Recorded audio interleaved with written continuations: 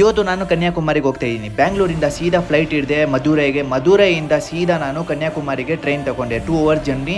ಹೋಗ್ತಾ ಇರೋ ಟೈಮಲ್ಲಿ ಯಾತ್ರ ಕ್ರೇಜಿ ವ್ಯೂ ಇದೆ ಅಂದರೆ, ಆಮೇಲೆ ಸೀದಾ ಹೋಟ್ಲಿಗೆ ಬಂದು ಚೆಕಿಂಗ್ ಮಾಡಿ ಆಮೇಲೆ ಸ್ವಲ್ಪ ಫ್ರೆಶ್ ಅಪ್ ಎಲ್ಲ ಆಗಿ ಆಚೆ ಹೋಟೆಲಿಂದ ನೋಡಿ ಈ ಥರ ವ್ಯೂ ಇದೆ ಆಚೆ. ಆಮೇಲೆ ಅಲ್ಲಿ ಸ್ವಲ್ಪ ದೂರ ಹೋಗಿದ ತಕ್ಷಣ ಈ ಥರ ಫೋಟೋಶೂಟ್ ವೀಡಿಯೋಸ್ ಎಲ್ಲ ಮಾಡಿದೆ. ಅಲ್ಲಿಂದ ಸೀದಾ ನಾನು ಬೋಟ್ ರೈಡ್ಗೆ ಹೋಗೋಣ ಅಂತ ಯೋಚನೆ ಮಾಡಿದ್ದೆ, ವಿವೇಕಾನಂದ ರಾಕ್ ಮೆಮೋರಿಯಲ್ಗೆ. ಟಿಕೆಟ್ ಇಸ್ಕೊಳ್ಳೋಣ ಅಂತ ಹೋಗ್ತಾ ಇದೆ. ಆಮೇಲೆ ಟಿಕೆಟ್ ಇಸ್ಕೊಂಡ್ಮೇಲೆ ಗೊತ್ತಾಯಿತು 150 ಮೆಂಬರ್ಸ್ ಇದ್ದಾರೆ ನನ್ನ ಬೋಟಲ್ಲಿ ಅಂತ. ಆಮೇಲೆ ಬೋಟ್ ಬಂತು ಆ ಕಡೆಯಿಂದ. ಆಮೇಲೆ ಬೋಟ್ ಬಂದಿದ ತಕ್ಷಣ ನಾನು ಹತ್ಕೊಂಡೆ ಬೋಟಲ್ಲಿ.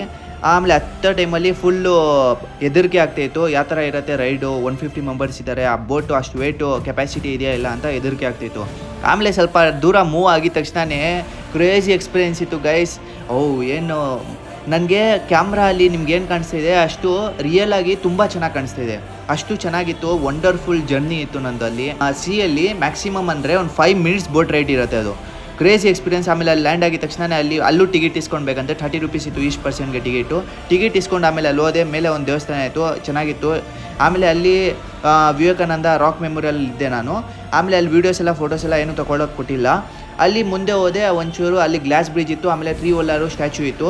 ಇದು ಬಂದ್ಬಿಟ್ಟು ಇಂಡಿಯಾ ಎಂಡಿಂಗು. ಇಲ್ಲೆಲ್ಲ ಓಷನ್ ಬಂದ್ಬಿಟ್ಟು ಮರ್ಜ್ ಆಗುತ್ತೆ. ಲೈಕ್ ಅರೇಬಿಯನ್ ಸಿ, ಆಮೇಲೆ ನಿಮಗೆ ಡೇ ಆಫ್ ಬೆಂಗಾಲು, ಇಂಡಿಯನ್ ಓಷನ್ನು ಅದೆಲ್ಲ ಬಂದು ಮರ್ಜ್ ಆಗುತ್ತೆ. ಆಮೇಲೆ ಗ್ಲಾಸ್ ಬ್ರಿಡ್ಜ್ ಮೇಲೆ ವಾಕಿಂಗ್ ಮಾಡ್ಕೊಂಡು ಹೋದೆ. ತುಂಬ ಚೆನ್ನಾಗಿತ್ತು ಎಕ್ಸ್ಪೀರಿಯೆನ್ಸು. ಅದಾದಮೇಲೆ ನಾನು 3 ವೀಲರು ಸ್ಟ್ಯಾಚು ಮೇಲೆ ಹೋದೆ. ಅಲ್ಲಿ ಹೋಗಿದ ತಕ್ಷಣ ವಂಡರ್ಫುಲ್ ಆಗಿ ವ್ಯೂ ಇತ್ತು, ಅಮೇಝಿಂಗ್ ಆಗಿತ್ತು. ಇಲ್ಲಿ ತನಕ ನನ್ನ ಬ್ಲಾಗ್ ಬಂದು ಕನ್ಯಾಕುಮಾರಿದು ಎಂಡ್ ಆಗುತ್ತೆ.